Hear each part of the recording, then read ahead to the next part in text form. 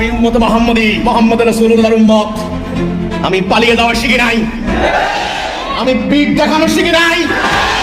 আমার রাসূল আত্মযুদ্ধ করেছেন, আমার জীবনে একটাও করার ইচ্ছা রয়েছে। কাজেই আমার বাড়ি রক্ষা করা, আমার ব্যবসা বাণিজ্য, আমার মসজিদ মাদ্রাসা, আমার স্কুল কলেজ ইন্ডাস্ট্রি ফ্যাক্টরি ইত্যাদি রক্ষা করা আমার মানবাধিকার, আত্মরক্ষার অধিকার, ন্যায় সঙ্গত অধিকার।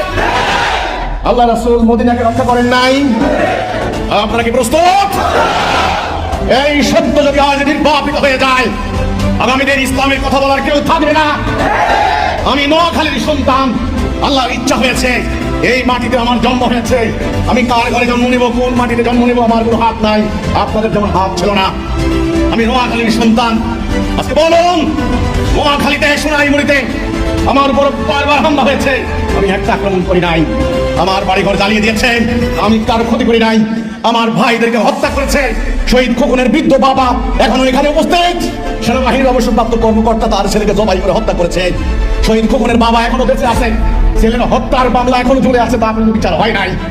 এই মসজিদ নির্মাণ করতে এসেছিলেন, বারবার আমার সম্পদ লুণ্ঠন করা হয়, আমার বাড়িঘরে হামলা করা হয়, আমার মসজিদ ভাঙা হয়, আমার ভাইদেরকে হত্যা করা হয়, আর আমি হতে দেব না।